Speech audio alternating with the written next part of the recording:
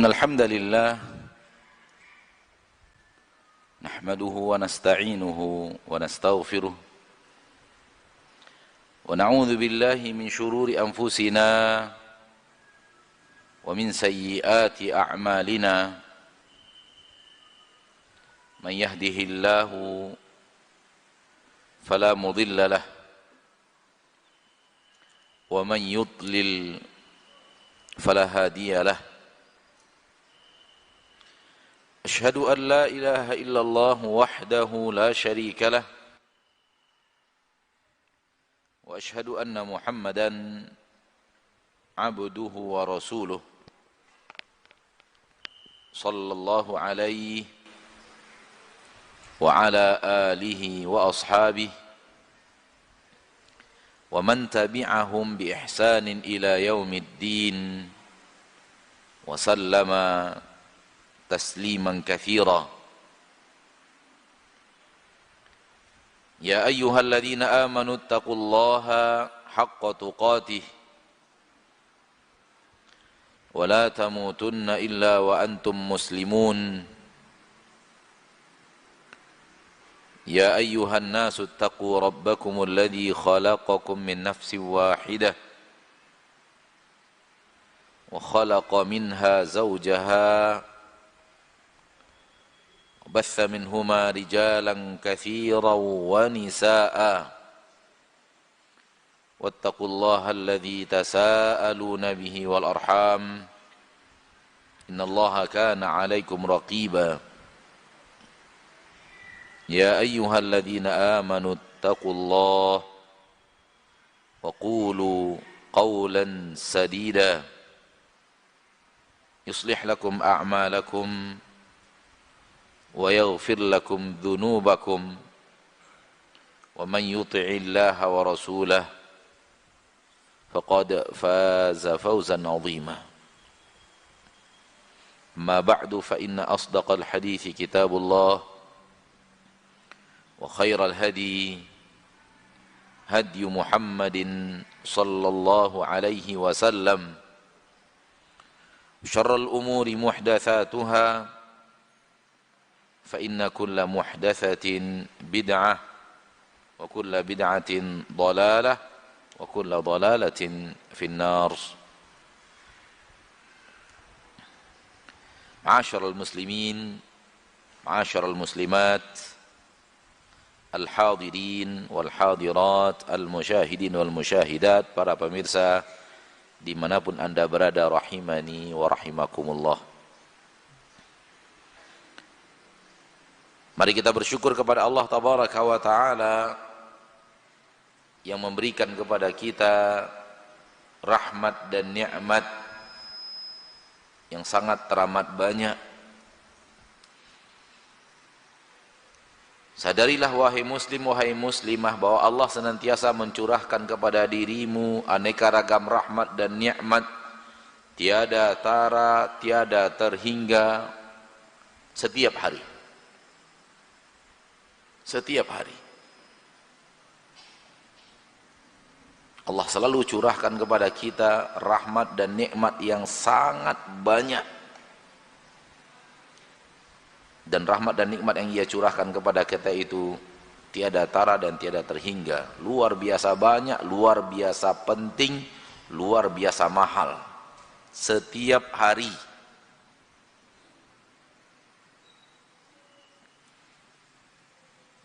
agar kita setelah pandai merasakan rahmat dan nikmat Allah, kita akan pandai menjadi hamba yang bersyukur kepada Allah. Karena kata kunci menjadi hamba yang bersyukur adalah menjadi hamba yang pandai melihat datangnya rahmat dan nikmat Allah.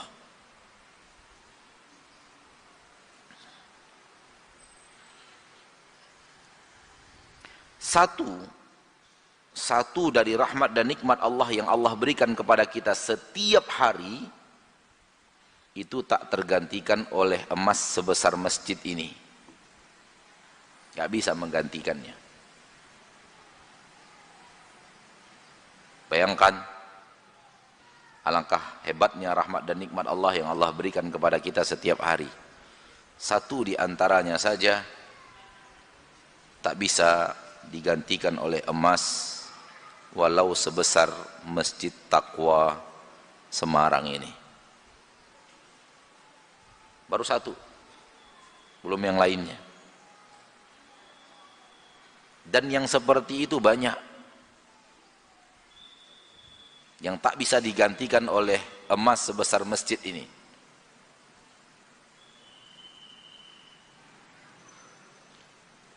Ambil contoh jantung. Bukankah setiap hari Allah memberikan kepada kita nikmat jantung? Setiap hari kita menggunakan jantung itu. Bahkan di saat kita tidur pun jantung tetap berfungsi. Bisakah jantung itu digantikan oleh emas sebesar gunung? Tidak bisa. Kalau sudah dapat jantung, dapat yang lainnya. Paru-paru, ginjal, usus, lambung, pankreas, tulang. Siapa di antara kita yang mau dibeli tulangnya dengan emas sebesar masjid ini? Siapa yang mau? Pembayarnya emas sebesar masjid, yang dibeli dari kita tulang-tulang kita seluruhnya diambil. Mau nggak?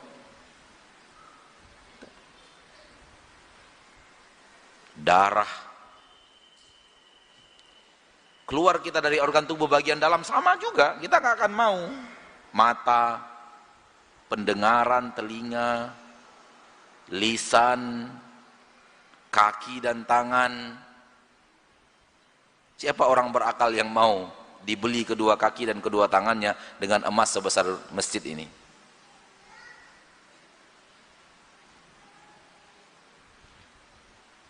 Oksigen, minuman yang Allah berikan, makanan yang Allah berikan, itu tak ternilai harganya. Karena tanpanya kita nggak bisa hidup. Dan tanpa emas sebesar masjid ini, puluhan tahun kita hidup tanpa emas sebesar masjid ini udah nggak ada masalah hidup kita. Iya kan? Ana yakin nih wajah-wajah depan ana ini nggak punya emas sebesar masjid ini. Yakin ana. Semoga salah. Tapi ana yakin. Termasuk wajah yang antum pandang sekarang ini yang lagi ngomong nggak punya juga gitu. Aman-aman aja hidup kita, nggak punya emas sebesar masjid. Tapi cobalah, nggak punya makanan, nggak ada air minum,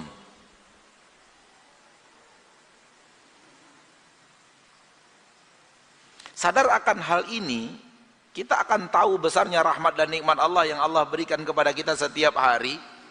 Dan itu adalah rahmat dan nikmat yang sangat-sangat mahal, sangat-sangat penting, sangat-sangat kita butuhkan. Tanpanya kita nggak bisa hidup. Ini yang harus disyukuri. Allah berfirman di dalam Al-Quran surat Al-Balad, alam naj'al lahu 'ainain wa lisanan wa syafatain. Tidakkah kami telah menciptakan untuk manusia itu dua mata, kami ciptakan untuknya satu lisan dan dua bibir. Kenapa Allah sebut? Karena nikmat-nikmat besar, yang besar yang pantas disebut di dalam Al-Quran.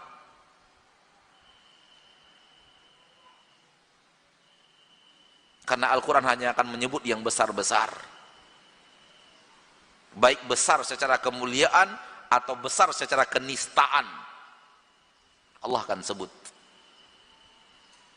untuk memberikan kita perintah mengejar yang besar-besar secara kemuliaan atau melarang kita dari yang besar-besar secara kenistaan.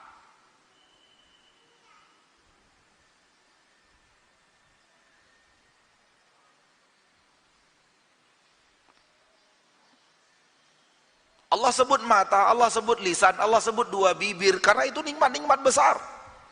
Bayangkan kalau kita hidup tanpa kedua mata, alangkah sulitnya.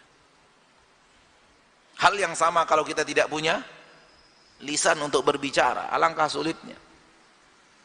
Berkata Imam Sufyan Ats-Tsauri, "Ya Abdullah, wahai hamba Allah, pernahkah suatu hari dirimu sujud kepada Rabbmu sebagai rasa syukur engkau kepadanya atas nikmat mata yang Ia berikan kepadamu?"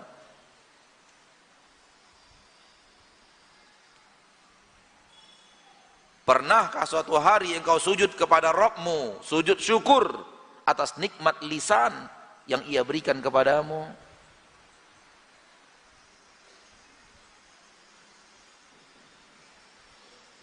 Beginilah para ulama mendidik kita agar mengerti rahmat dan nikmat Allah yang Allah sebut-sebut di dalam Al-Quran, dan yang seperti itu banyak.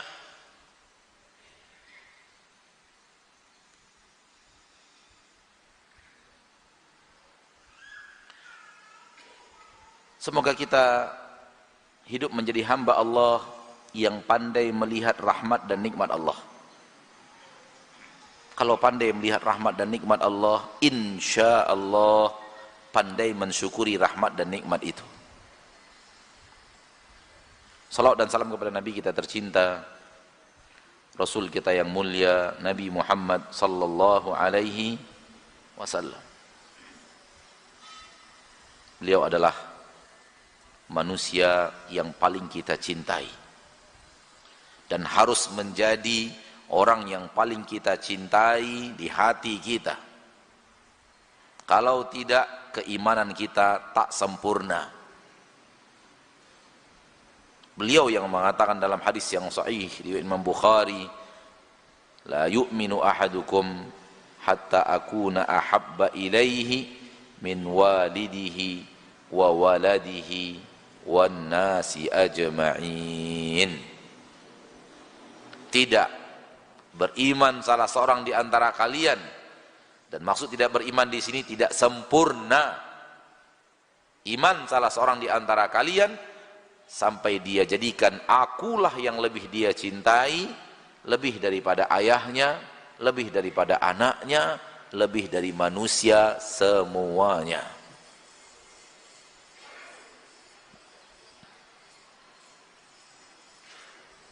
Dan boleh jadi manusia menyatakan cinta kepada Rasul kita tercinta, namun itu tidak cukup. Harus dibuktikan dengan perbuatan. Kullun yadda'i waslan bi Laila wa Laila la tuqiru lahum bidzaka. Semua menyatakan punya hubungan spesial dengan Laila. Laila enggak mau mengakui semua itu. Begitu kata Qais, Majnun Laila. Orang bisa saja menyatakan saya cinta fulan, cinta fulan, cinta fulan, tapi buktinya mana? Dan orang yang menyatakan cintanya kepada Rasul sallallahu alaihi wasallam harus membuktikan cintanya kepada Rasul dengan menjadi orang yang tunduk dan patuh kepada perintah dan larangan Rasul. Baru ketika itu cintanya kepada Rasul diakui sebagai cinta yang benar. Namun kalau ketundukan dan kepatuhannya diberikan kepada selain Rasul, namun dia menyatakan cinta kepada Rasul, cinta palsu. Cinta yang hanya kalimat-kalimat di bibir. Bagaimana mungkin kita menyatakan cinta kepada orang tua kita, padahal perintah-perintahnya kita tinggalkan, larangan-larangannya kita kerjakan. Itu baru orang tua loh. Bagaimana seorang istri akan mengatakan cinta kepada suaminya, menyatakan cinta kepada suaminya, kalau perintah-perintah suaminya dia langgar, larangan-larangan suaminya dia langgar? Itu baru makhluk dengan makhluk, yang tidak ada hubungan yang seperti Rasul dengan umatnya, baru antara kita. Maksud makhluk dengan makhluk yang saya maksud antara kita. Ayah tidak akan mau menerima pernyataan cinta anaknya kalau begitu sifatnya.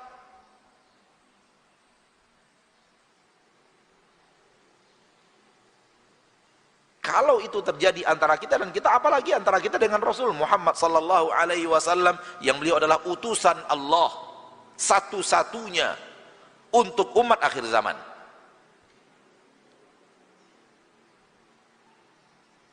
Oleh karena itu, berulang-ulang di dalam Al-Quran, Allah perintahkan kita untuk taat kepada Rasulullah sallallahu alaihi wasallam. Dan salah satu bentuk ketaatan adalah Rasul katakan, jangan amalkan amalan yang aku tidak ajarkan.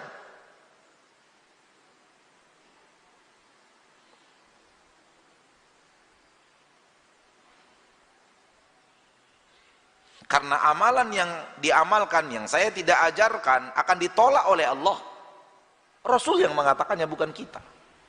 Kita hanya menyampaikan apa yang kita dapatkan dari Rasul kita tercinta sallallahu alaihi wasallam. Hadisnya sahih, riwayat Imam Bukhari dan Muslim, dan riwayat Imam Muslim saja. Mari saudaraku, saudariku, kita tunjukkan cinta kita kepada Rasul kita Muhammad sallallahu alaihi wasallam dengan kepatuhan dan ketaatan kepada perintah dan larangan beliau.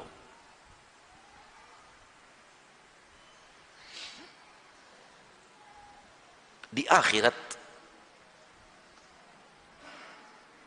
akhirat kelak itu seluruh kebenaran akan terungkap.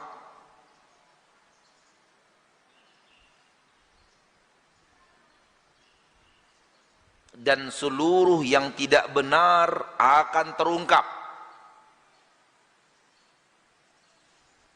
Dan itu salah satu sifat hari akhirat. Karena hari akhirat Allah sebut yaumul fasli, hari keputusan, hari mengkotak-kotakkan. Kotak yang benar ini dia. Adapun ini kotak yang salah dalam bab ini yang salah dalam bab ini yang salah dalam bab ini yang salah dalam sholat, ini yang salah dalam zakat, ini yang salah dalam bermuamalah lainnya, ini yang salah dalam kecintaan, ini yang salah dalam pakaian, ini yang salah dalam keyakinan dan semacamnya. Terkotak-kotak sesuai dengan porsi masing-masing, sesuai dengan status dan hakikat masing-masing. Ini makna yaumul fasli. Di akhir surah Al-Mursalat Allah mengatakan, hadza yaumul fasli jama'nakum wal awwalin. Ini adalah hari fasl. Faslun sering digunakan dalam bahasa harian Arab bermakna kelas. Fasl. Kenapa terkotak-kotak itu? Iya, sesuai dengan porsi masing-masing. Ini baru kelas 1. Al-faslul awal. Ini kelas 2. Al-faslul tsani. Ini kelas 3. Ilmunya lebih tinggi. Al-faslul tsalits. Sesuai dengan hakikat masing-masing. Hal yang sama di akhirat.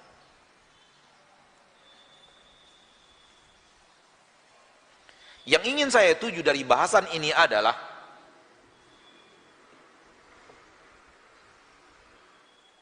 ketika di akhirat kebenaran akan terungkap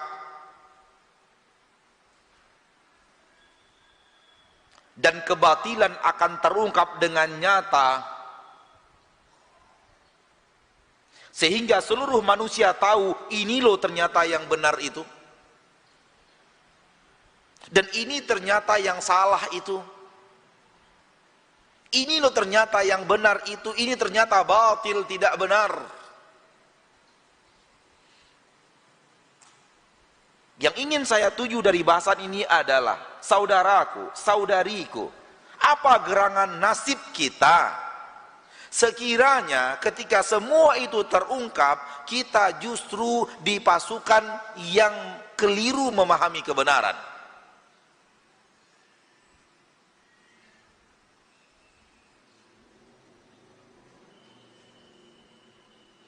Kebenaran terungkap, kebatilan terungkap, apa nasib kita? La qaddarahullah, semoga Allah tidak pernah takdirkan itu terjadi untuk hidup kita di akhirat. Ternyata ketika kebenaran terungkap, apa yang kita yakini, apa yang kita kerjakan tidak berada di kotak kebenaran, tidak berada di fasal kebenaran, tidak berada di pihak kebenaran, tapi ternyata berada di pihak kebatilan.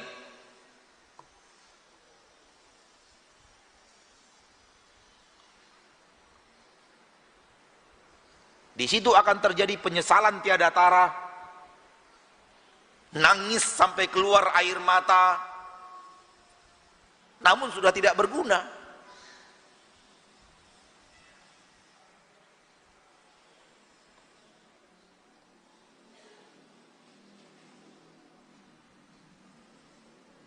Oleh karenanya, supaya tidak terjadi hal yang sangat-sangat buruk itu kepada kita, dari sekarang kita harus selektif.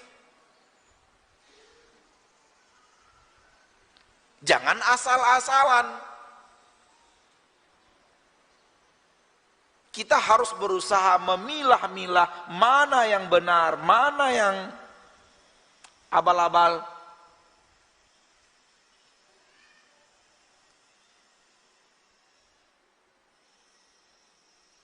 Suatu keyakinan yang tidak akan berbeda pendapat seorang muslim dan muslim lainnya, bahwa Rasul tercinta sallallahu alaihi wasallam mengajarkan kebenaran, namun iblis mengajarkan kepalsuan.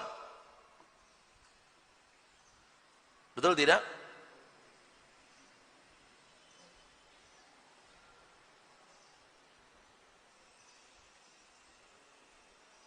Rasul mengajarkan yang benar, yang benar, yang benar, yang benar.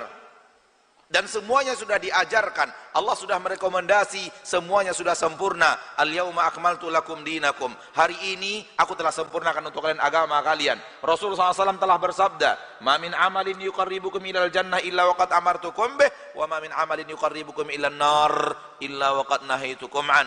Tidak ada lagi amalan yang mendekatkan kalian ke surga, melainkan semuanya telah kuajarkan. Tidak ada lagi amalan yang mendekatkan kalian ke neraka, melainkan semuanya telah kularang. Sudah jelas semuanya, sudah disampaikan semuanya. Taraktukum 'alal mahajjatil baydha'i lailiha kanahariha la yazighu anha illa halik. Kutinggalkan kalian di sebuah jalan yang sangat jelas, sangat terang benderang. Saking terang benderangnya jalan itu, malamnya saja bagai siangnya. Semua sudah lengkap, semua sudah diajarkan, semua sudah sempurna disampaikan Rasul kita tercinta Muhammad salawatu rabbi wa salamu alaihi. Tapi iblis datang dan tentara-tentaranya dari syayatin, jin dan manusia, membuat kepalsuan.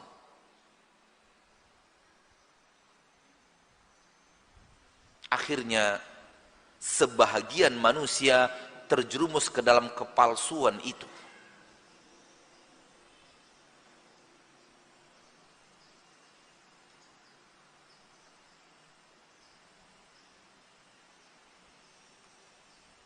Sekarang di dunia ini mungkin kondisi aman-aman aja,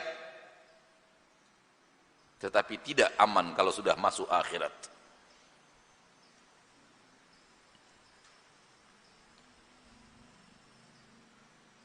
Penyembah patung dan berhala yang menyatakan itu adalah Rabb dan Tuhan mereka, apa nasib mereka di akhirat bertemu Allah pencipta yang asli?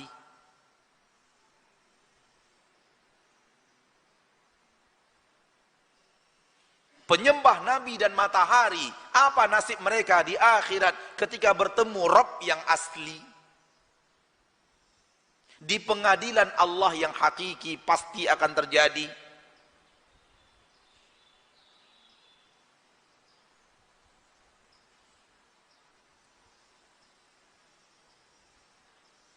Penyembah api dan sapi, gerangan akan bagaimana nasib mereka di akhirat ketika ternyata Rabb yang mereka nyatakan Rabb bukan Rabb. Pengatur yang mereka anggap pengatur ternyata bukan pengatur.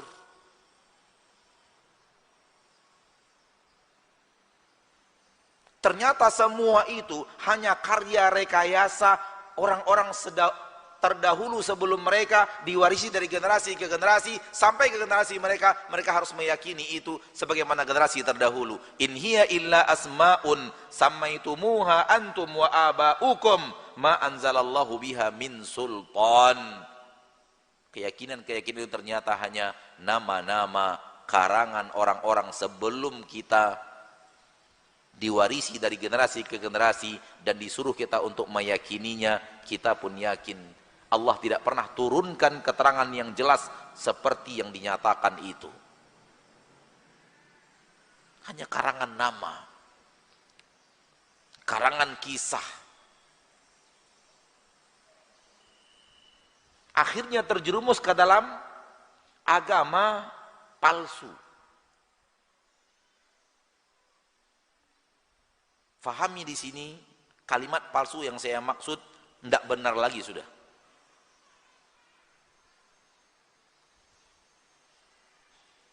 Yang benar asli, yang tidak benar palsu. Insya Allah istilah ini benar ya. Yang benar asli, yang tidak benar palsu.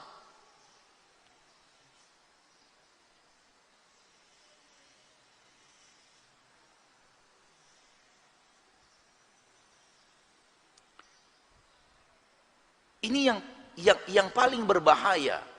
Kondisi yang paling berbahaya adalah yang seperti ini. Di saat kita punya Rob selain Allah,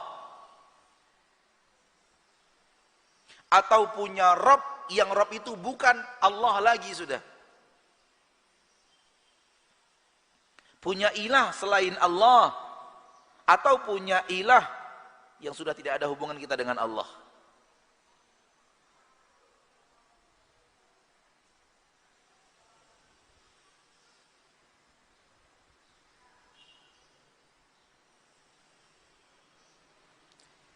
Ketika nanti bertemu dengan Allah yang hak, ilah yang hak, Rabb yang hak, terbukti inilah Rabb yang hak. Yang lain Rabb palsu. Yang lain ilah palsu. Apa yang akan terjadi pada mereka? Penghuni neraka jahanam, bara api neraka jahanam. Innakum wa ma ta'buduna min dunillahi hasabu jahannam. Kalian dan semua yang kalian ibadati selain Allah adalah bahan bakarnya neraka jahanam. Surat Al-Anbiya ayat 98.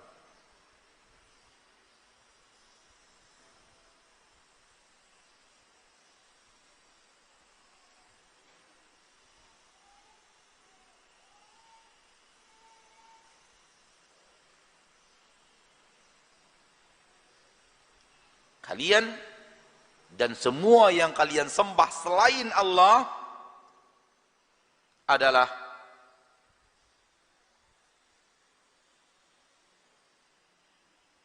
bahan bakarnya api neraka.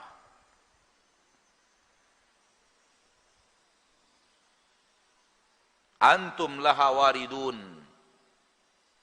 Kalian pasti akan masuk ke dalam api neraka itu.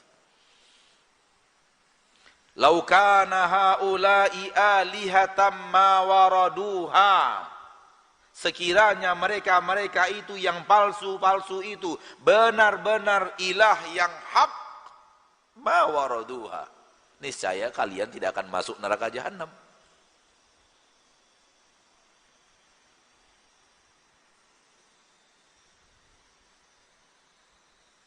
Baik. Dalam hal ini saya yakin dan percaya kita sepakat. Saya yakin dan percaya kita sepakat. Kecuali orang-orang yang memang sudah bobrok cara berpikir dalam agama Islamnya, yang mengatakan selain Islam dan Islam itu sama aja. Sama dari mana?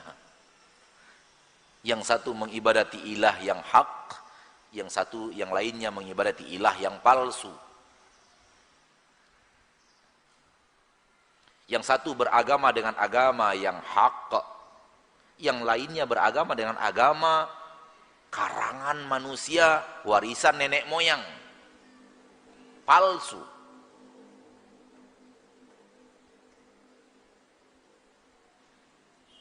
Namun tetap ada di zaman kita sekarang ini orang-orang yang mencoba untuk menyatakan yang penting beragama, sama aja mau pilih agama mana, karena semua agama ngajak kepada kebaikan, ngajak kepada kedamaian, ngajak kepada akhlakul karimah. Ada nggak? Ada. Dan sudah mulai sebagian masyarakat muslimin terpengaruh dengan gaya itu.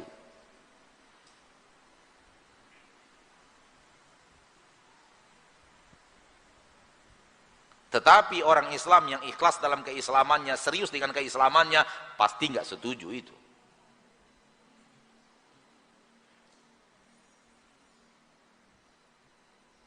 Karena nyata-nyata di dalam Al-Quran Allah mengatakan yang tidak bertemu Allah dengan agama Islam, Allah tak terima. Allah tidak terima. Di akhirat akan masuk neraka jahanam selama-lamanya. Allah yang mengatakan di dalam Al-Quran dalam ayat yang sangat banyak. Bahkan ayatnya Allah hafalkan ke mayoritas umat Islam yang ada di dunia ini. Subhanallah. Qul ya ayyuhal kafirun la a'budu ma ta'budun wa la antum abiduna ma a'bud wa la ana abidum ma abattum wa la antum abiduna ma a'bud lakum dinukum. Agama kalian punya kalian, waliyadin, agamaku untuk. Beda agama kita, kamu beda, saya beda. Dari mana datangnya sama?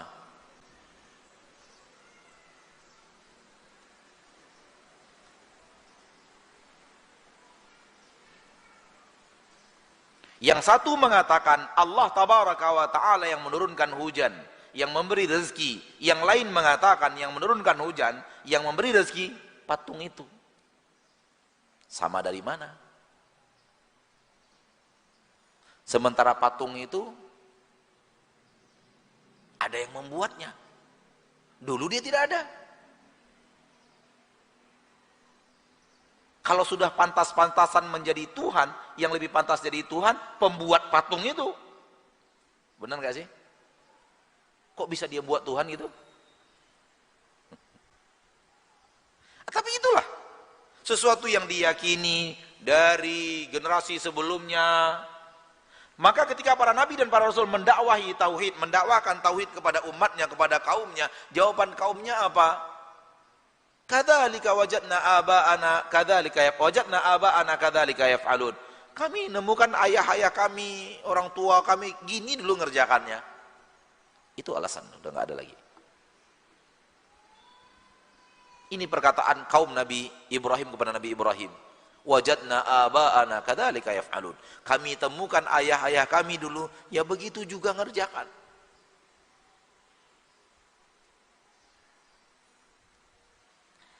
Umat Nabi Musa mengatakan kepada Nabi Musa, "Fama balul qurunil ula?" Kalau yang kau bawa ini benar wahai Musa, apa nasib umat sebelum-sebelum ini yang mengerjakan sama dengan yang kami kerjakan? Umat Nabi Muhammad mengatakan, hasbuna ma wajadna alaihi aba'ana. Cukup bagi kami apa yang kami temukan pada ayah-ayah kami, kakek-kakek kami, tetua-tetua kami. Cukup sudah Muhammad, kami nggak mau ganti-ganti.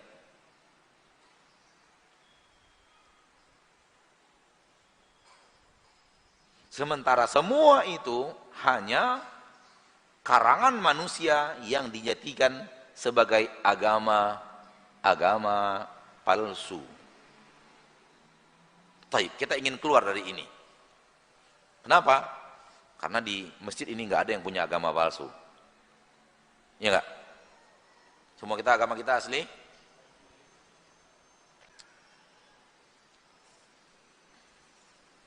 Naam, agama Islam agama asli. Tetapi di dalam agama Islam juga ada kepalsuan. Di dalam Islam ada kepalsuan. Ingat itu baik-baik. Iblis akan berusaha membuat sebuah pemahaman agama, sebuah cara beragama yang mirip dengan agama yang asli, tapi sudah dia bumbu-bumbui.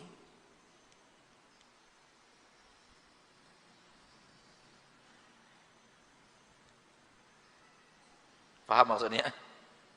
Sehingga sudah nggak asli lagi. Hati-hati.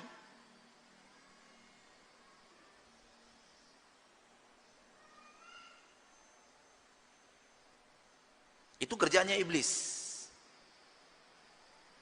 Saya mengatakan begini.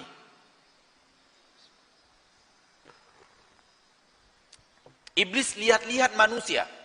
Dia pelajari manusia itu. Satu orang per satu orang. Individu per individu dia pelajari. Ini orang gemarnya apa sih? Kayaknya gemarnya arah-arahnya mabuk ini. Judi, zina, ngomong-ngomong kotor, ngomong jorok. Ayo, kasih dia mainan untuk melampiaskan nafsunya tadi. Dikasih itu oleh iblis, digoda ke arah, ayo judi lagi, ayo judi lagi, ayo khomar lagi, terus alam maksiat beraneka ragam, banyak tuh, banyak, termasuk konser, dangdut dan semacamnya masuk ke situ tuh. Syahwat, gak peduli halal haram, yang penting nikmat.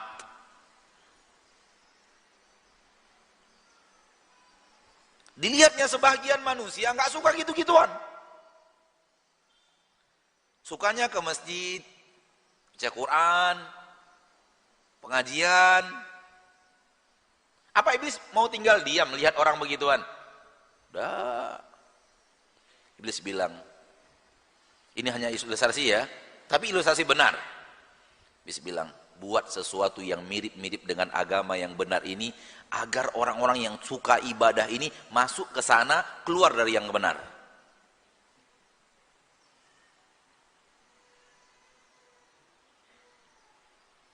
Itu terjadi. Dan Rasulullah SAW mewanti-wanti kita dalam hadis yang tadi saya bacakan. Maknanya diriwayatkan oleh Imam Bukhari dan Muslim dari Aisyah radhiyallahu anha, Rasulullah SAW bersabda, "Man ahdatsa fi amrina hadza ma laysa minhu fahuwa raddun. Man amila amalan laisa alaihi amruna fahuwa raddun." Barang siapa yang mengamalkan amalan yang baru yang aku tidak pernah perintahkan, maka amal itu ditolak oleh Allah. Siapa yang mengundang amal? Siapa yang membuat amal baru itu? Yang membisikno siapa? Iblis. Jadi dia tidak biarkan manusia yang suka ke masjid, yang suka baca Quran, yang tidak suka lagi khamar, tidak suka lagi hal-hal yang maksiat seperti itu, dia tidak diamkan. Dia cari cara untuk membuat orang ini salah beribadah.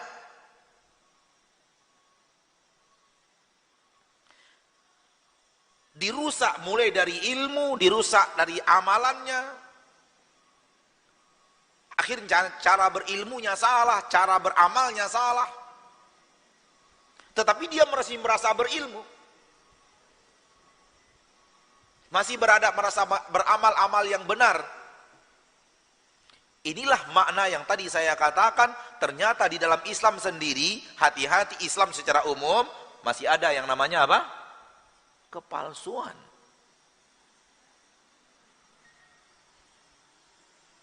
Yang kita juga harus hati-hati di situ. Tadi sudah kita katakan, kalau ingin selamat di akhirat, dari kebanyakan kepalsuan, dari sekarang harus selektif. Di dunia ini harus hati-hati memilih.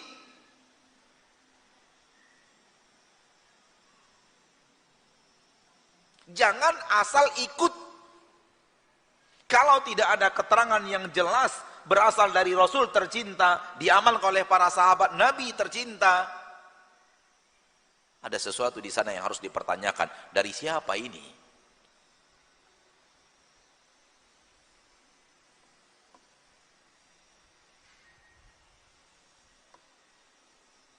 Tidakkah Anda, wahai saudaraku muslimin dan muslimat, khawatir ketika Anda ternyata salah pilih, ternyata di akhirat banyak amalan yang tak sesuai dengan yang diajarkan Rasul? Izinkan saya mengatakan amal ini, istilahkan amal ini dengan amalan palsu.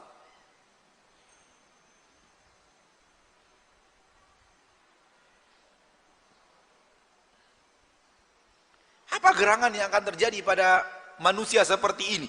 Semoga tidak termasuk kita di antaranya.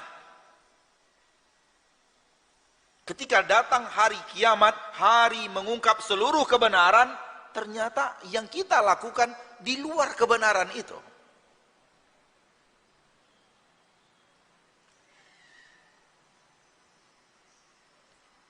Saya mau ambil satu contoh. Dan untuk contoh yang satu ini,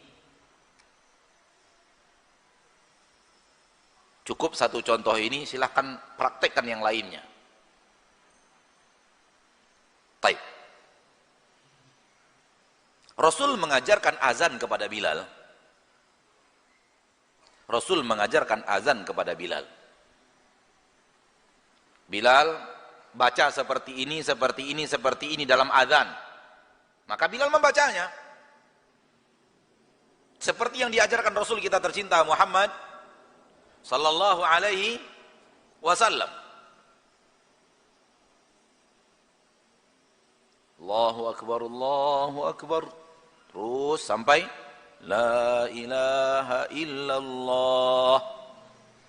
Kadang ada yang diulang, kadang ada yang diulang 2 kali, ada yang diulang sampai 4 kali. Namun telah datang riwayat-riwayat di dalam hadis-hadis tentang lafaz-lafaz yang diajarkan oleh Rasul sallallahu alaihi wasallam kepada Bilal bin Rabah, dan adzan yang telah kita dengarkan dari Allahu akbar la ilaha sampai la ilaha illallah, itu azan yang diajar, lafaz yang diajarkan Rasul kita tercinta Muhammad sallallahu alaihi wasallam kepada Bilal bin Rabah. Dan dari seluruh riwayat hadis tentang adzan, tak ada satu hadis pun Rasul menyuruh Bilal baca innallaha wa malaikatahu yusalluna 'alan nabi ya ayyuhalladzina amanu sallu 'alaihi wa sallimu taslima. Tidak ada satu riwayat pun. Taib. Bagi yang mengamalkan ayat ini dibaca sebelum azan, saya mau bertanya, Anda terima ini dari mana? Yang ngajarkan kepada Anda ayat ini dibaca sebelum azan, sopo? Rasul. Mana hadisnya? Qul hatu burhanakum in kuntum shadiqin. Tunjukkan bukti-bukti bahwa Allah telah menurunkan syariat ini melalui Rasulnya in kuntum shadiqin.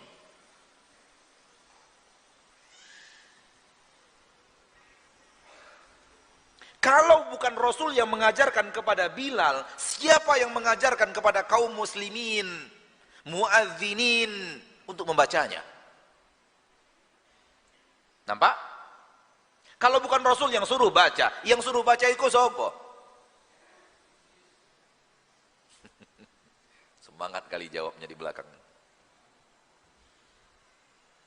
Berarti kalimat itu bukan perintah Rasul. Lalu perintah siapa? Siapa yang mengilhamkan kepada manusia untuk suruh baca-baca itu? Rasul tidak pernah suruh, Rasul tidak pernah praktekkan, Bilal seumur hidup nggak pernah melakukannya.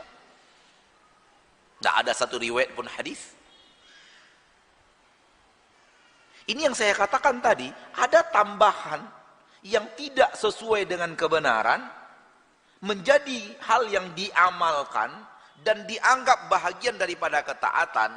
Ketika nanti bertemu dengan Allah di hari akhirat, bertemu dengan Rasulullah di hari akhirat, Rasul nggak pernah ngajarkan itu.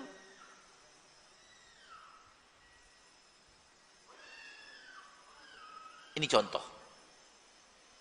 Hendaklah hati kita bertanya, kalau bukan Rasul yang ngajarkan kepada siapa? Kepada saya. Lalu siapa yang ngajarkan kepada saya? Kenapa saya harus ikut dan patuh? Kenapa saya harus baca? Yang merintahkan siapa?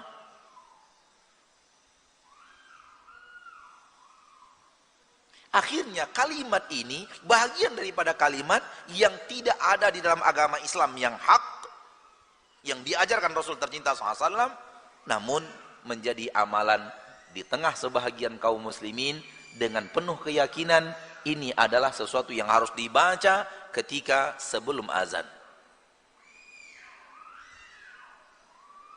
Dan kalau tidak ada keterangannya sedikit pun dari Rasul tercinta SAW, fahamlah kita itu bahwa itu bahagian daripada godaan iblis laknatullahi alaih, mengajak manusia untuk mengamalkan amalan yang Rasul tidak pernah kerjakan. Supaya apa? Manusia terjerumus ke dalam amalan yang dilarang oleh Nabi SAW.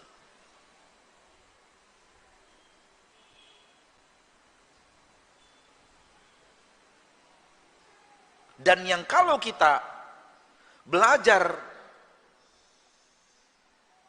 dari para ulama tentang Rasul kita tercinta dan apa yang beliau ajarkan, apa yang beliau sampaikan, apa yang beliau perintahkan, bagaimana beliau mengamalkan, lalu kita lihat realita kehidupan kaum muslimin, kita menemukan amat sangat teramat banyak sesuatu yang aromanya aroma agama, aromanya aroma ketaatan, aromanya aroma ibadah, tetapi tidak ditemukan Rasul kita Muhammad SAW melakukan itu, memerintahkan itu dan mengamalkan itu. Bukan, tidakkah kita harus bertanya, agama siapa ini? Yang memerintahkan saya untuk melakukan ini siapa? Kalau bukan Rasul lalu siapa?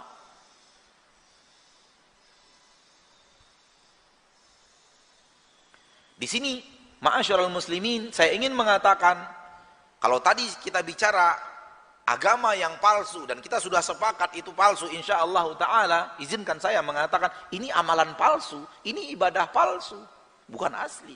Kenapa? Rasul nggak ajarkan.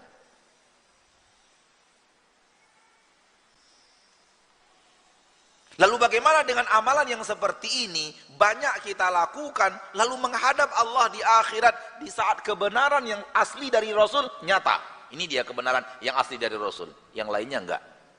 Apa nasib kita, saudaraku? Apa nasib kita, saudariku? Tidakkah kita akan menyesal berat? Ternyata ketika bertemu Rasul, di akhirat bertemu Rasul, Rasul akan menjadi saksi atas amalan umatnya. Karena beliau yang menyampaikan, beliau yang mendakwakan, beliau yang paling tahu agama Allah, beliau akan menjadi saksi, ini benar, ini tidak benar, ini aku ajarkan, ini tidak aku ajarkan. Pernahkah kita membayangkan kalau kita tidak selektif, tidak hati-hati, tidak berusaha mencari kebenaran, asal ikut saja, lalu bagaimana kalau ternyata ketika bertemu Rasul lebih banyak yang tidak sesuai dibanding yang sesuai dengan apa yang diajarkan Rasul? Tidakkah kita sangat-sangat menyesal?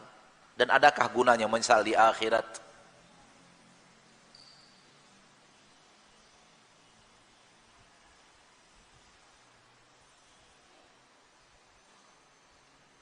Salah satu yang dicela oleh Allah Tabaraka wa Ta'ala terhadap ahlul kitab adalah pekerjaan mereka merubah-rubah agamanya dari agama asli Rasul mereka.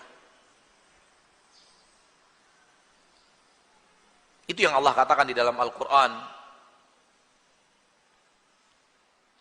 Di dalam Al-Quran surah Al-Baqarah ayat 75,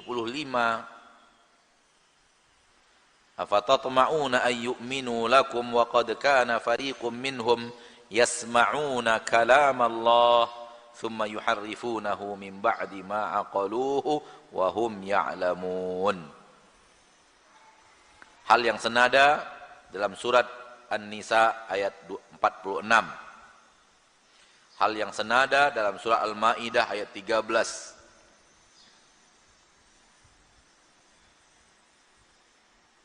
Hal yang senada dalam Al-Quran surah Al-Maidah ayat 41. Kita terjemahkan ayat tadi saja, yang satu kita bacakan di pertama, afatatma'una ayyu'minu lakum wa qad kana fariqum minhum yasma'una kalam Allah thumma yuharrifunahu min ba'di ma aqaluhu wa hum ya'lamun. Apakah kalian tamak agar mereka beriman kepada kalian, padahal sekelompok mereka adalah orang yang telah mendengarkan ayat-ayat Allah, firman-firman Allah, lalu mereka rubah-rubah. Setelah mereka memahaminya, lalu mereka rubah-rubah. Padahal mereka mengetahui bahwa itu bukan dari Allah, tapi dari mereka sendiri. Jadi, ahlul kitab,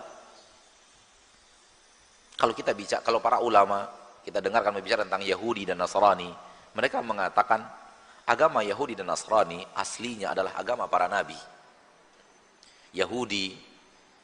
Agama asli Yahudi sebenarnya agama Nabi Musa.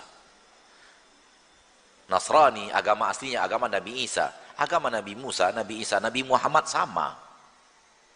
sama-sama beribadah kepada Allah, menghadap Allah, mentauhidkan Allah, namun sudah dirubah-rubah oleh kaumnya setelah Nabi Musa tiada, berubahlah menjadi agama Yahudi. Sehingga di dalamnya itu ada kebenaran namun ada kebatilan, ada yang asli namun ada juga yang palsu. Agama Nasrani juga begitu, agama aslinya agama Nabi Isa, dan agama Nabi Isa sama dengan agama Nabi Muhammad, nggak ada bedanya. Namun setelah Nabi Isa wafat, dirubah-rubah oleh mereka sehingga berubah dia. Menjadilah seperti yang sekarang ini. Kalau dibaca-baca, ada yang benar di dalam itu, ada yang salahnya. Yang benarnya agama asli para nabi, yang salahnya itu yang ditambah-tambah oleh mereka. Ketika Allah bicara itu tentang ahlul kitab, Allah ingin mengingatkan umat Nabi Muhammad, lo jangan tiru-tiru kerjaan mereka, merubah-rubah agama Nabi Muhammad sallallahu alaihi wasallam. Di dalam itu memang kabar, cerita bahwa ahlul kitab merubah-rubah, namun di dalamnya ada larangan. Jangan tiru kelakuan mereka, jangan contoh kesalahan mereka, jangan rubah agama Nabi Muhammad sebagaimana orang-orang pengikut Nabi Isa merubah agama Nabi Isa setelah wafatnya Nabi Isa. Jangan rubah agama Nabi Muhammad sebagaimana umat-umat Nabi Musa merubah-rubah agama Nabi Musa setelah wafatnya Nabi Musa.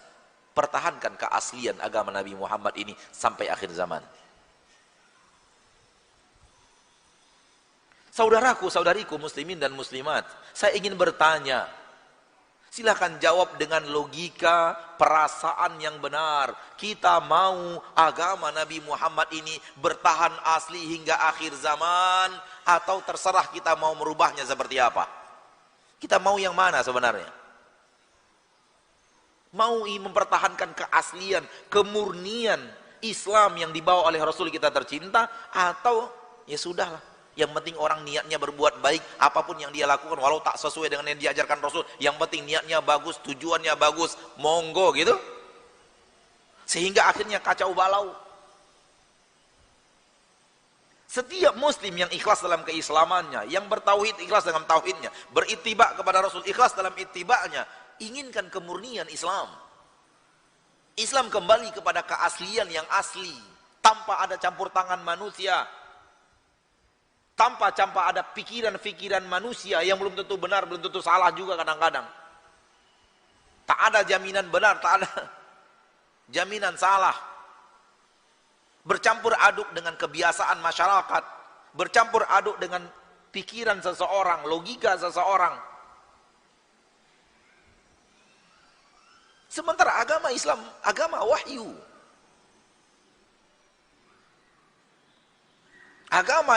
harus diamalkan Rasul sesuai perintah. Ittabi' ma unzila ilaika min rabbik. Amalkan, ikuti apa yang Allah turunkan kepadamu. Perintah kepada Rasul, ngikuti apa yang diturunkan.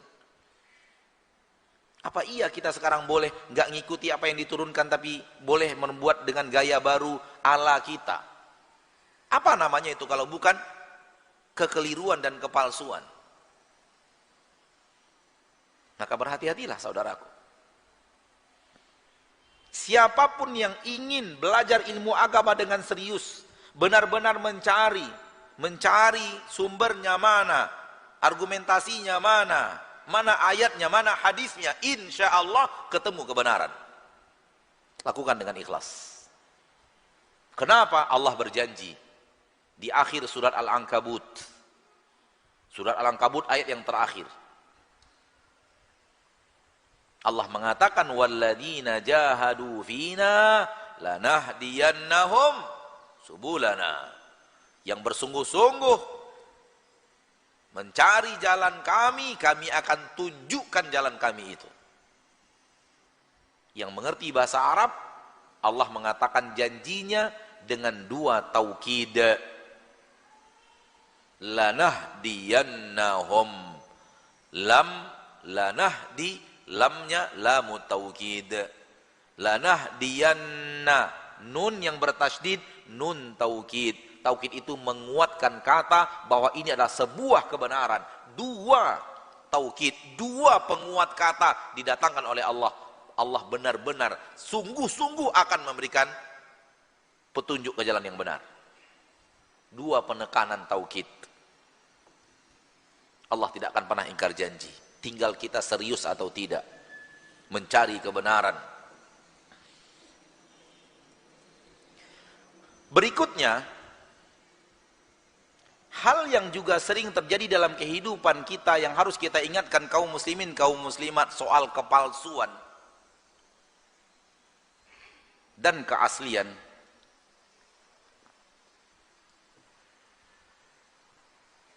Kita ini kaum ya sudah sering terlalaikan oleh sesuatu yang palsu. Dan anehnya kita enjoy dengan kepalsuan itu.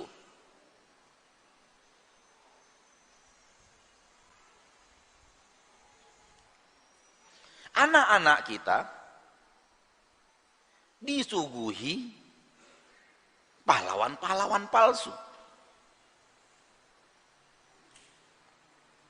Benda yang tidak ada, orang yang tidak ada, direkayasa, halusinasi manusia, masuk di dalam visualisasi, lalu dijadikan sesuatu yang dikonsumsi rame-rame dan enjoy dalam konsumsi itu.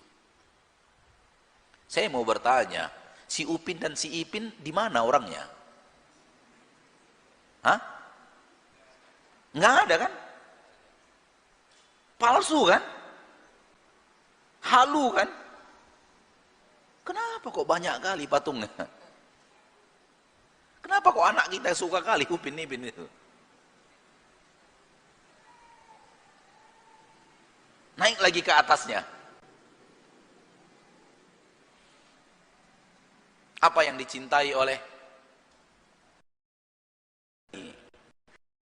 pahlawan-pahlawan palsu? Si Batman itu warga negara mana dia? Spiderman itu siapa yang pernah bertemu dengannya?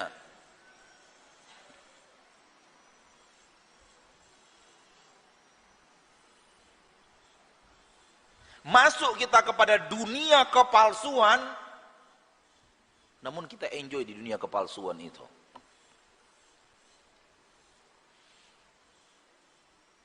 Akhirnya sibuk kita menonton kisah, membaca kisah, semuanya kisah palsu.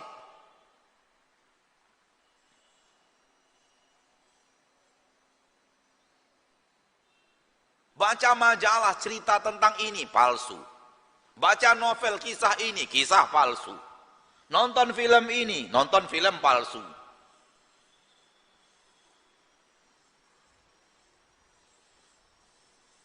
Dan tidakkah kepalsuan seperti ini merajalela dalam kehidupan kita umat Islam sekarang ini?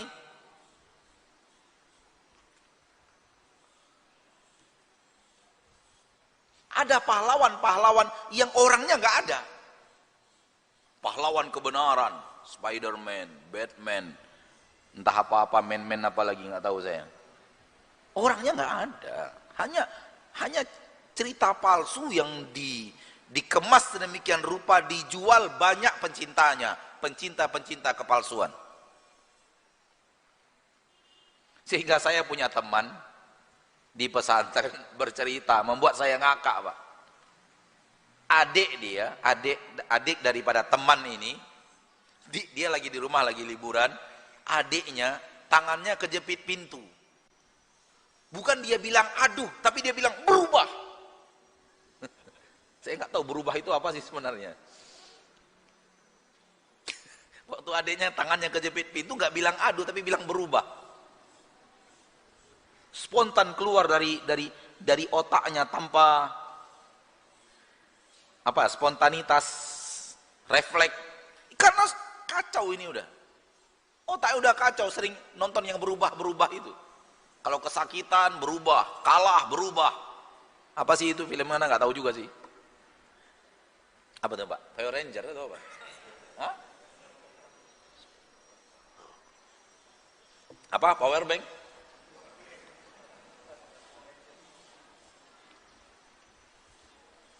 Akhirnya kita dibentuk oleh pahlawan-pahlawan palsu.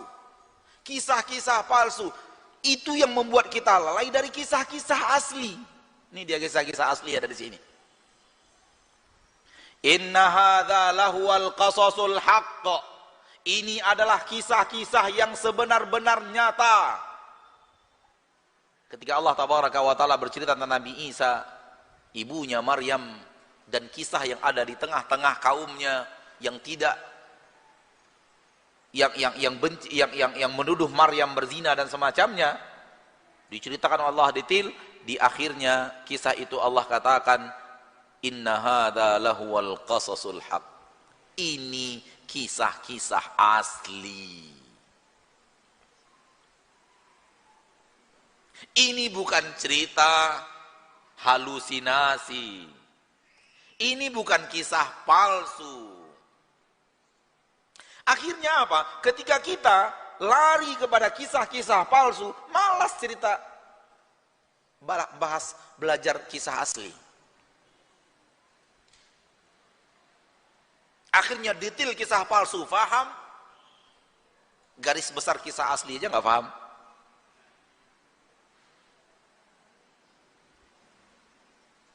Akhirnya terlalu mahir mengerti yang palsu-palsu, yang asli-asli terlalu tidak tahu.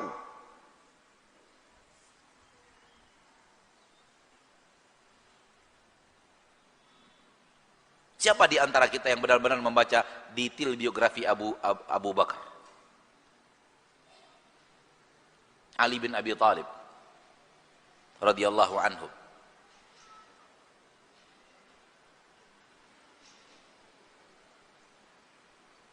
Istri Abu Bakar siapa namanya? Siapa nama istri Abu Bakar? Nggak ada yang tahu. Istri Jamal Mirdad?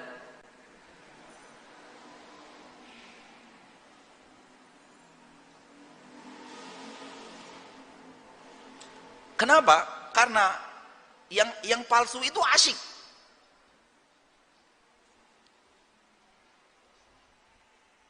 Terbang dari angkasa, gitu kan. Akhirnya udah kacau isi logika. Kalau sudah dari anaknya nonton itu Doraemon, Pinupin, apalagi itu. Abang-abangnya nonton yang film palsu kalangan karya remaja sekarang. Ayah ibunya sibuk dengan tukang bubur naik haji gitu kan, yang palsu-palsu gitu. Terus umat Islam mau jadi apa coba? Oleh karena itu para ulama mengatakan agama Islam tidak ada di dalamnya kepalsuan. Tidak boleh di dalamnya ada dusta. Agama Rasul tidak membutuhkan satu dusta untuk mendukung agama Rasul itu. Agama Rasul agama yang hak, semuanya kejujuran. Ini dikatakan para ulama ketika para ulama ditanya tentang mereka-mereka yang ngarang-ngarang kisah-kisah yang mengajak kepada agama, namun kisah-kisahnya fiktif. Dan dikatakan oleh para ulama ketika ditanya tentang mereka-mereka yang mengatakan hadis ini walaupun tak sahih tapi kan mengajak kepada kebaikan. Atau dahulu kala mereka yang mengarang-ngarang mengajak orang-orang untuk berbuat baik dengan mengarang-ngarang hadis palsu, mereka mengatakan kami memalsukan hadis Nabi justru untuk mengajak manusia ke agama Nabi. Para ulama menjawab, agama Nabi tidak membutuhkan satu kedustaan pun.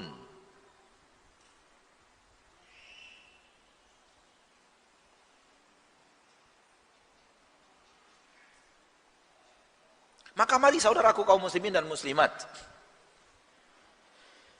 sebelum terlambat, kita akan semua kita pasti akan ke akhirat. Di situ akan terbongkar ini yang asli, ini yang asli, ini yang palsu, ini yang palsu. Hati-hati menata hidup, hati-hati memilih pilihan, hati-hati mengambil sikap. Jangan sampai terlalu banyak masuk ke dalam kepalsuan, hanyut dalam kepalsuan. Di akhirat akhirnya penuh penyesalan.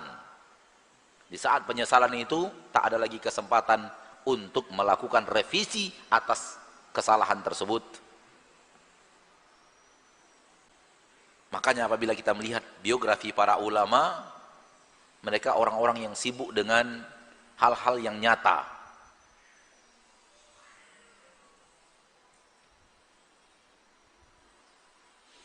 Ini sisi yang nyata-nyata kepalsuannya. Ada lagi hal-hal yang berhubungan dengan asli dan palsu yang juga kita harus mawas diri. Di antaranya teman asli yang mana, teman yang palsu yang mana. Jangan salah berteman. Kita anggap teman asli, ternyata temannya palsu.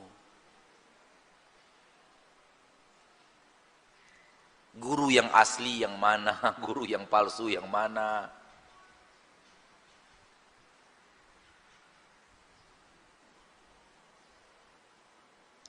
Kalau dalam membeli benda, kita mahir memilih mana yang asli, mana yang palsu.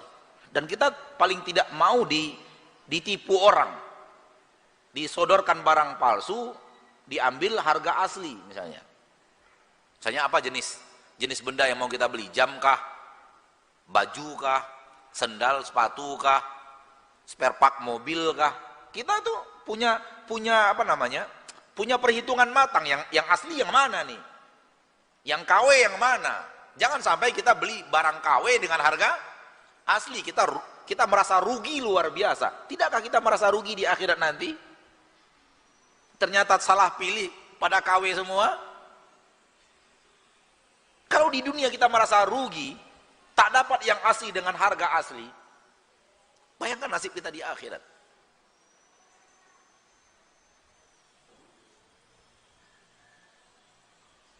Maka berusahalah untuk selalu memilih dan memilah, mencari dan mencari kebenaran. Allah menyuruh kita untuk mencari kebenaran itu.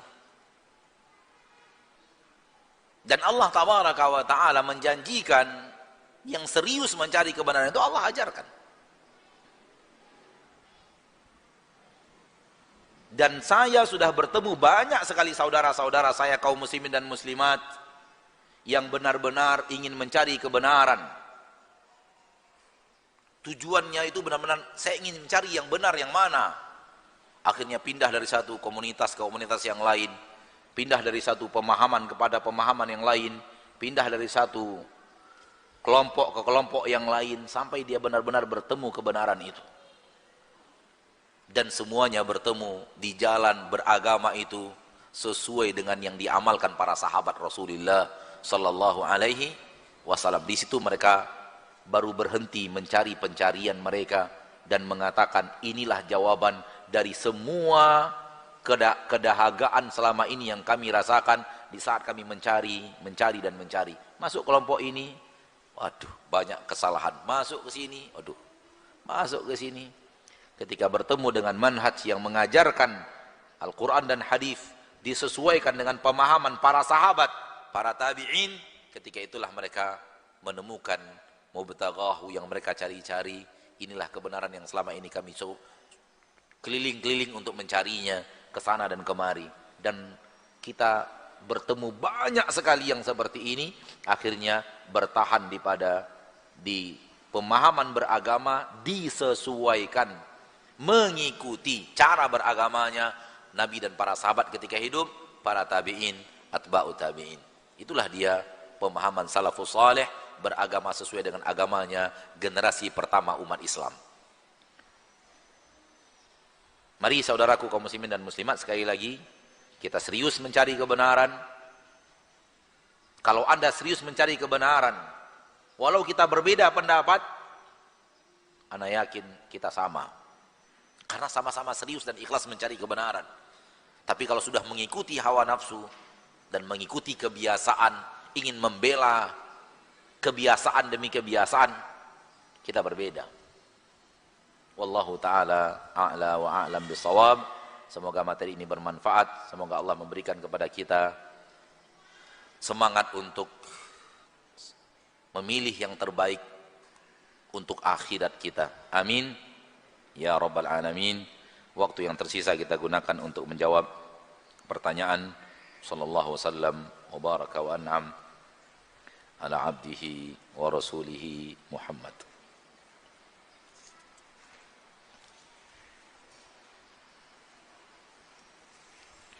Pertanyaan yang datang berikutnya diharapkan disusun dulu di bawah, baru dibawa ke atas.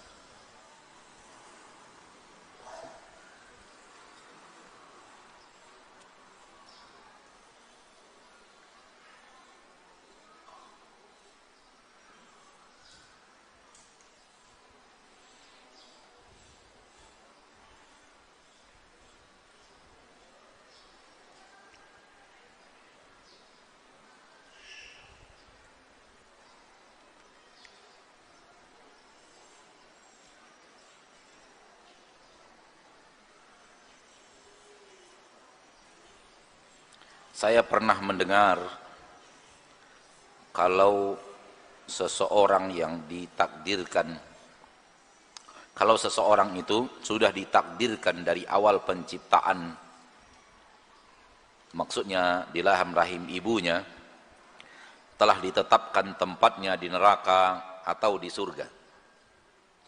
Kemudian bagaimana seseorang yang sudah ditakdirkan di neraka, sedangkan di dunia ternyata dia punya amalan-amalan baik?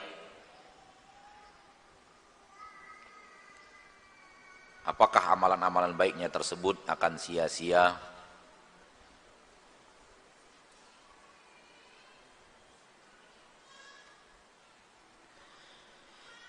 Logika manusia sering nggak sampai kalau sudah berbicara tentang perbuatan Allah. Kenapa? Allah maha segala-galanya, maha tahu, maha bijaksana, maha adil.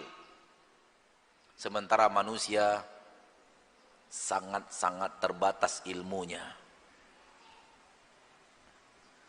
Maka ilmu yang sangat terbatas ini, ketika mencoba untuk memahami perbuatan Allah yang maha tahu, sering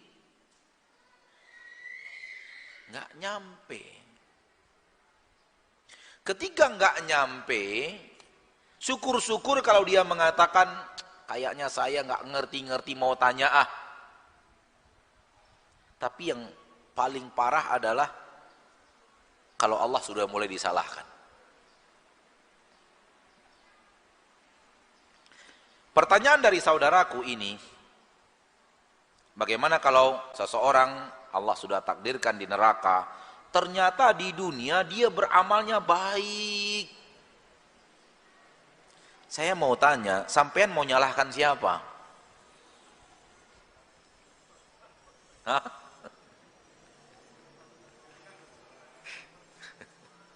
Sampean mau nyalahkan siapa coba? Coba pikir baik-baik.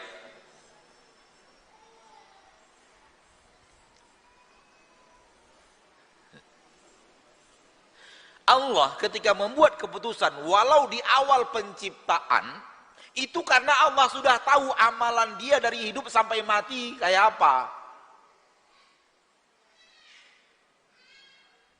Bedanya Allah sama kita, kita perlu orang itu berbuat dulu baru bisa berikan penilaian. Allah nggak perlu. Belum dia berbuat, Allah sudah bisa nilai siapa dia. Kenapa? Maha tahu. Antum yakin enggak? Perbuatan si A dari mulai dia lahir sampai mati Allah tahu? Yakin enggak? Yakin. Apa rumitnya bagi Allah memberikan nilai di awal bukan di akhir? Hah? Rumit bagi Anda karena Anda tidak maha tahu. Jangan ilmu Allah pakai rumus ilmu manusia.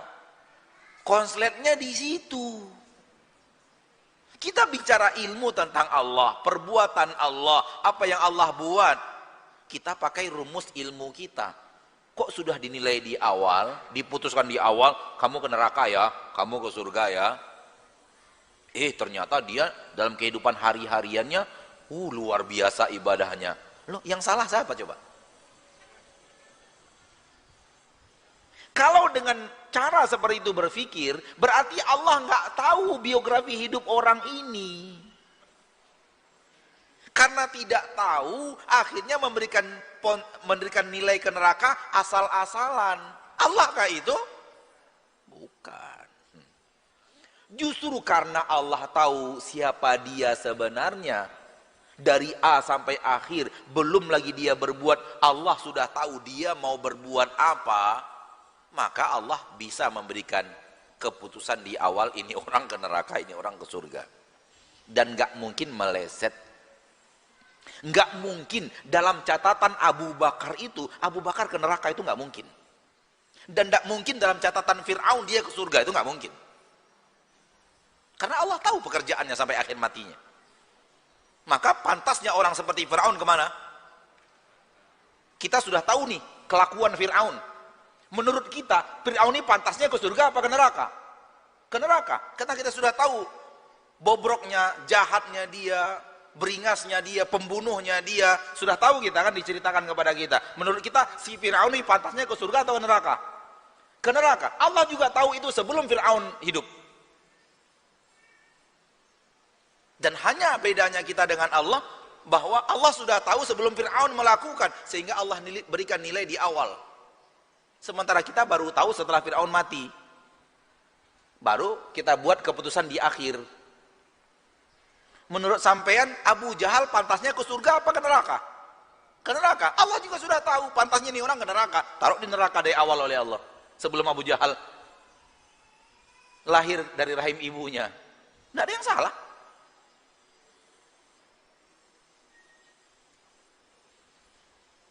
Menurut kita, Abu Hurairah, Abu Bakar, Umar, Utsman, Ali bin Abi Thalib, Hasan dan Husain, penduduk surga atau penduduk neraka?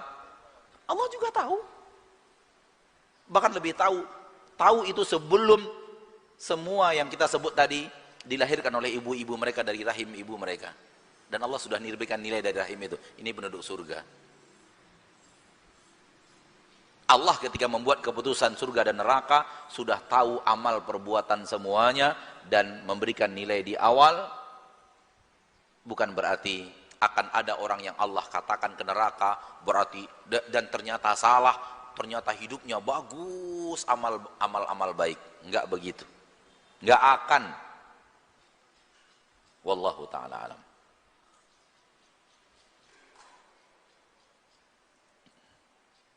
Bagaimana kita memahami perintah Allah kepada jin untuk bersujud kepada manusia, sedangkan makhluk dilarang untuk sujud kepada makhluk yang lainnya? Saudaraku, Allah itu terserah Allah mau suruh kayak apa. Lahul khalqu wal amru. Allah yang punya makhluk, Allah yang berhak memberikan perintah kepada makhluk. Ini dua pertanyaan di awal ini berat-berat nih kayaknya nih. Sesuatu berat. Jadi menurut antum gimana? Allah salah gitu nyuruh malaikat sujud kepada Nabi Adam gitu? Salah gitu maksudnya gitu? Subhanallah. Allah terserah Allah mau perintahkan apa. Ketika Allah perintahkan jin sujud kepada Nabi Adam alaihi salam, itu perintah Allah. Jin harus manut. Kamu ciptaanku. Terserah. Aku perintahkan kamu apa. Kita saja yang memberikan gaji bulanan kepada supir pribadi berhak kok perintah-perintah, apalagi Allah.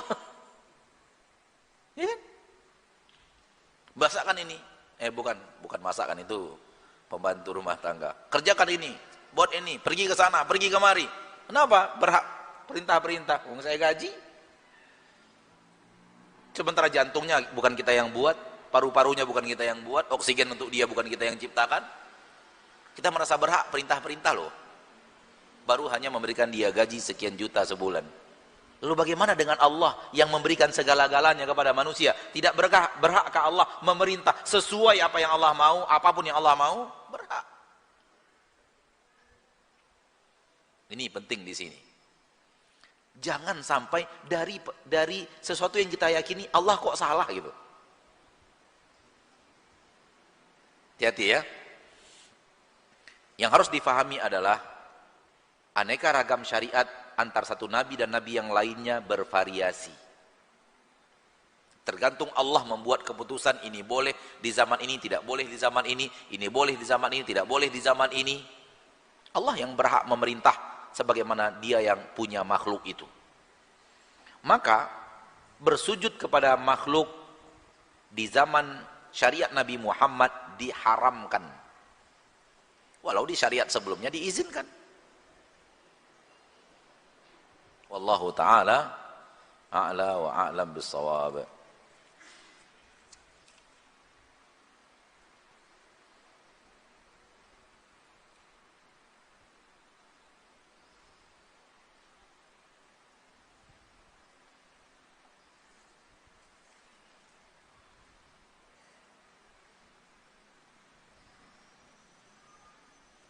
Apa makna yang wafat karena tenggelam itu mendapatkan pahala syahid?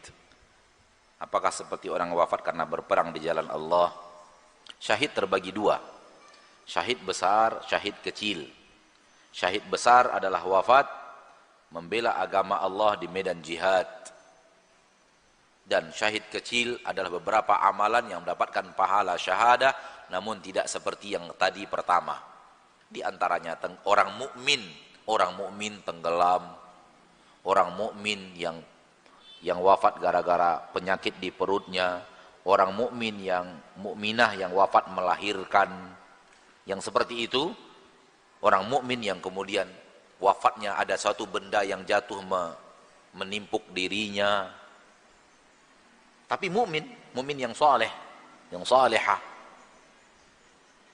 diharapkan dia mendapatkan pahala syahid. Wallahu alam. Bagaimana cara menasihati orang tua yang hingga saat ini belum mengerjakan sholat? Menasihati itu adalah menyampaikan dengan tutur kata yang baik dan sopan. Walau orang tua belum ikut, maka lakukan terus, ajak terus dengan akhlak yang baik, tutur kata yang sopan, haluskan kata bahasa sehalus-halusnya, haluskan budi pekerti sehalus-halusnya, tapi tetap ngajak sholat. Jangan pakai marah-marah. Anak tidak berhak marah kepada orang tua. Jangan pakai bahasa yang tidak baik. Anak tidak boleh mengeluarkan kata-kata yang tidak baik kepada orang tuanya. Harus kata-kata lembut, kata-kata berakhlak, budi pekerti mulia.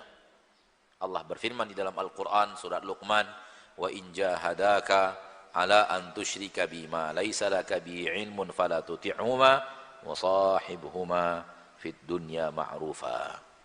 Manakala kedua orang tuamu mengajakmu untuk berbuat syirik, jangan ikuti orang tuamu itu, namun tetap saja dalam urusan dunia kalian harus berbuat perbuatan yang baik.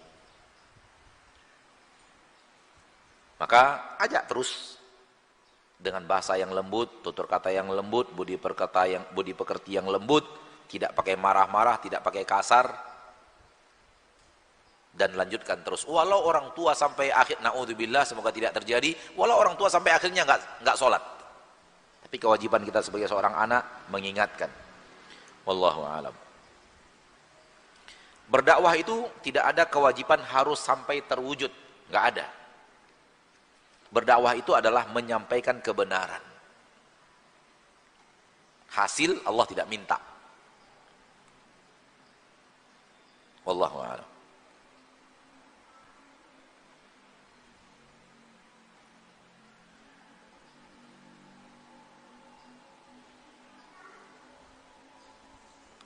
Bagaimana cara menyikapi perilaku orang yang mengatakan dan menganggap kita memecah belah umat dikarenakan kita tidak mengikuti kegiatan di tengah mereka yang tidak sesuai dengan syariat Rasul? Maafkan, biarkan, jangan dibalas. Ya, seperti Nabi juga dulu, Rasul kita tercinta SAW juga di tengah Quraisy dianggap memecah belah Quraisy. Rasul juga dianggap seperti itu, bukan antum aja. Rasul lebih pertama mendapatkannya dan para sahabat. Nabi Muhammad itu dianggap orang yang memecah belah barisan Quraisy ketika mengajak manusia kepada agama Allah Subhanahu wa ta'ala. Antum mau ikut Rasul, tetapi tak mau mendapat penderitaan seperti penderitaan Rasul. Beda loh. Penderitaan Rasul dahsyat, penderitaan kita belum apa-apa, tapi mirip-mirip seperti itu dapatlah. Begitu Rasul mengajarkan agama yang hak, dituding memecah belah. Orang yang mengajak kepada agama yang hak pun akan dituding memecah belah. Para nabi dan para rasul ketika mengajak kepada agama Allah dianggap jumud. Inna lanaraka fi safahah. Kami lihat kamu itu dungu gitu. Orang-orang pengikut agama Nabi dan Rasul juga akan dituding oleh kaumnya jumud.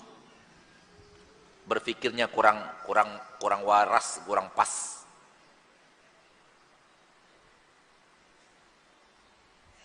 Para nabi dan para rasul dulu dituding oleh kaumnya menyihir pengikutnya. Di zaman kita sekarang juga dituding orang-orang yang mengajarkan agama yang hak, pemahaman yang hak, menyihir pengikutnya.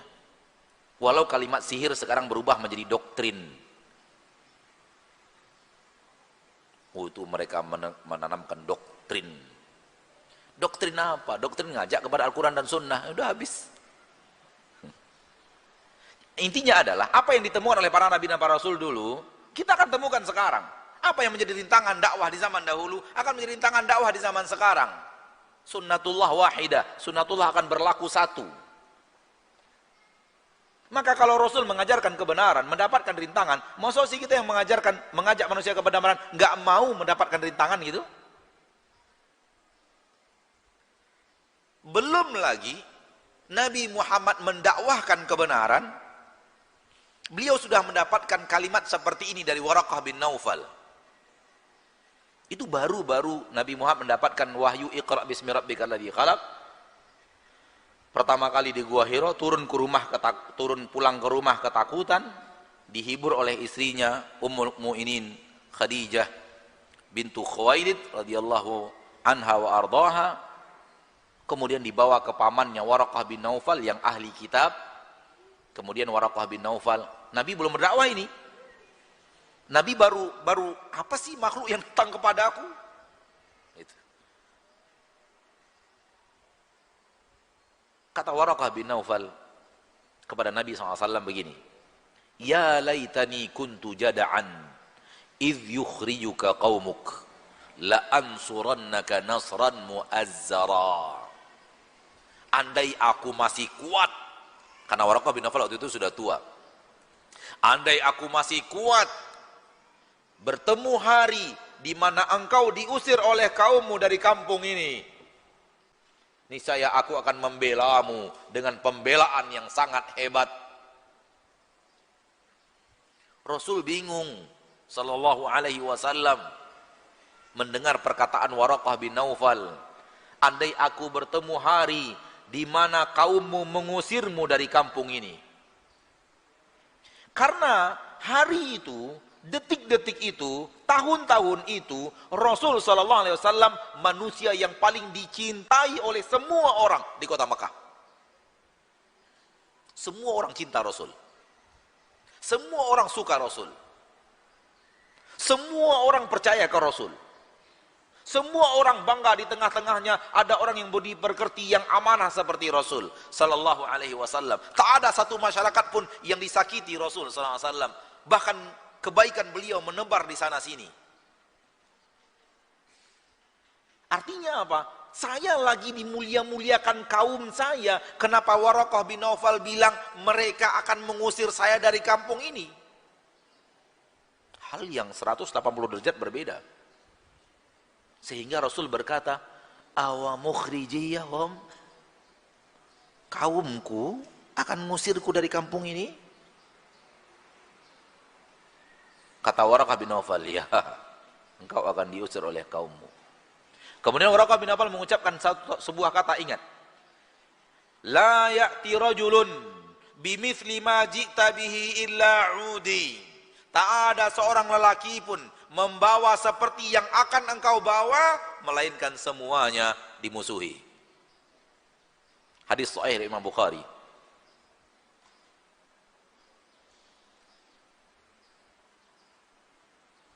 Lihat, Nabi Nuh dimusuhi enggak? Nabi Saleh dimusuhi enggak? Nabi Hud dimusuhi enggak? Nabi Ibrahim, Nabi Musa, Nabi Isa, Nabi Muhammad. Saya ingin berdakwah ke jalan yang benar, tapi saya tidak mau ada orang yang benci kepada saya. Dakwah yang mana itu? Kok para nabi dan para rasul nggak dapat?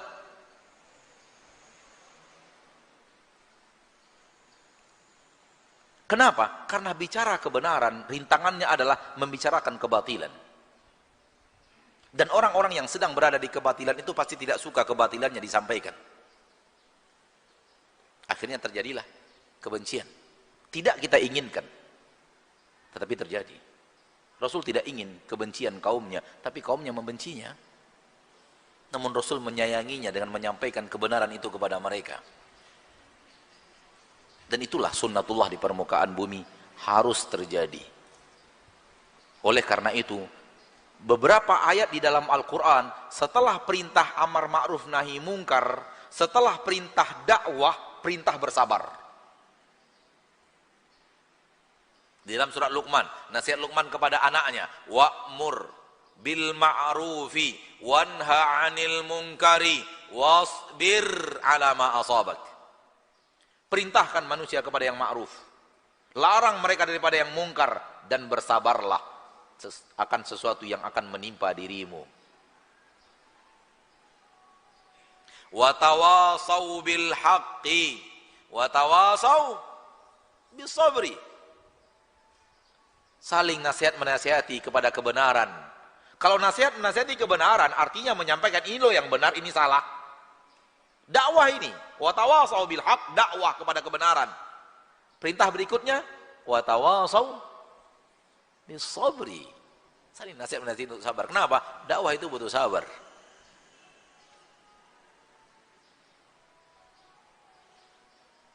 Maka wallahu ta'ala alam, bersabarlah.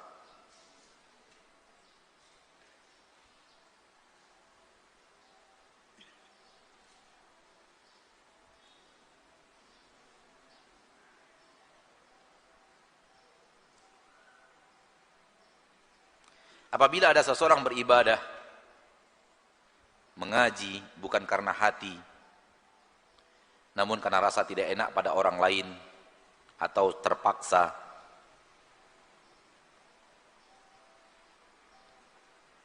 Tetapi dengan berjalannya waktu, sikapnya menjadi lebih baik, lebih tekun.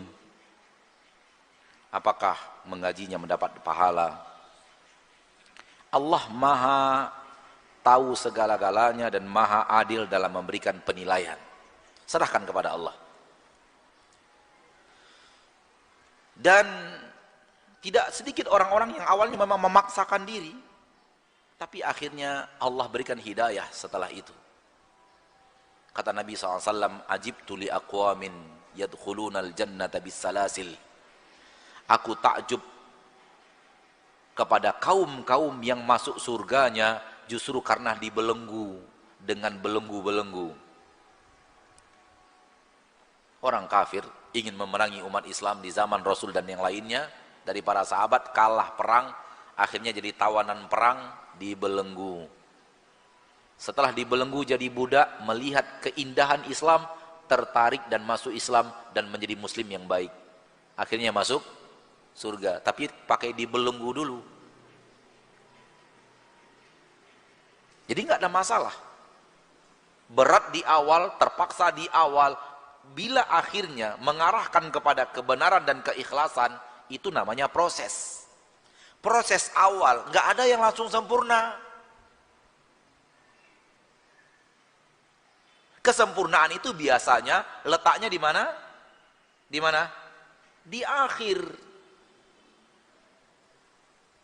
Oleh karena itu para ulama mengatakan la ibrata binuqsani al-bidayat ma'a kamalin nihayat. Enggak ada masalah kalau awal-awalnya kurang sempurna, masih banyak kekurangan sana sini. Kalau di akhirnya akan menjadi sesuatu yang sempurna. Itu namanya proses. Orang yang kalau dari awal sudah ingin sempurna, ini secara logika nggak benar. No, awal langsung mau sempurna semuanya. Hei, proses dulu. Orang yang tidak mau menerima kekurangan di awal, awalnya mau sempurna saja, ini cara berpikirnya salah.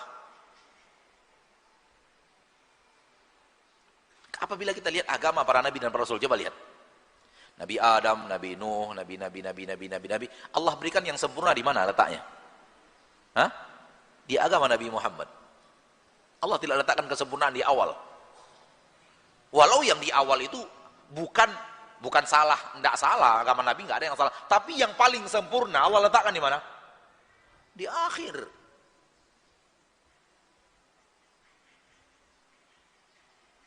Kita tidak mengatakan agama para nabi dan para rasul itu salah, enggak. Naudzubillah min dzalik. Tapi tak sesempurna agama yang Allah syariat dan ibadah yang Allah letakkan di akhir. Karena akan menjadi aneh kalau di awalnya sempurna, di akhir Rasulullahnya menjadi lebih kurang dari yang di awal. Menjadi aneh dia.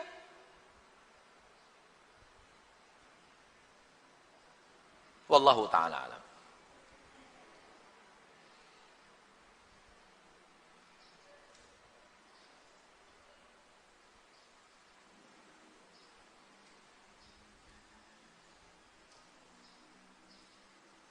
Ada teman saya bertanya begini, terus taunya kalau Nabi ngelakuin amalan ini gimana, ngelakuin amalan ini gimana, apakah kita hidup di zaman Nabi? Memang kita tidak hidup di zaman Nabi, tapi apa yang diamalkan Nabi diriwayatkan sampai sekarang. Ada riwayatnya, ada hadisnya, Allah menjaganya sampai detik ini. Apa yang diamalkan Rasul, apa yang dikerjakan Rasul masih lengkap sampai zaman sekarang. Ini maksud Allah menjaga agama. Tidak hanya ayat Al-Quran, tapi juga apa yang diajarkan Rasul, yang diamalkan Rasul, Allah jaga sampai sekarang. Sehingga umat, walaupun sudah terpisah 1400 tahun lebih dari Rasulnya, masih bisa melalui riwayat-riwayat mengetahui Rasul mengerjakan apa saja.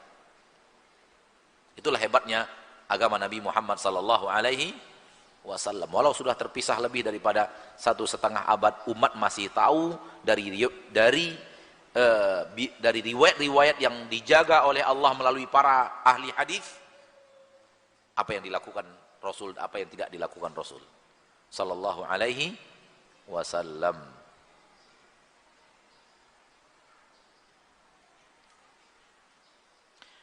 Mana yang lebih utama Ustadz, beramal dulu atau berilmu dulu? Ilmu, amal harus pakai ilmu. Bagaimana beramal tanpa berilmu? Karena amal itu adalah buah daripada ilmu. Oleh karena itu harus belajar. Nggak bisa menjauhi ilmu. Karena kalau ilmu dijauhi, amal biasanya juga sering salah. Sampai di sini pertemuan kita berkesempatan yang berbahagia ini. Mohon maaf atas segala kekurangan, kekhilafan. Kalau ada yang benar dari apa yang saya sampaikan, datang dari Allah dan taufik dari Allah. Kalau ada yang salah, datang dari kelemahan saya dan dari syaitan. Dan semoga Allah tabaraka wa ta'ala memberikan kepada kita ilmu yang bermanfaat dan amal yang diterima.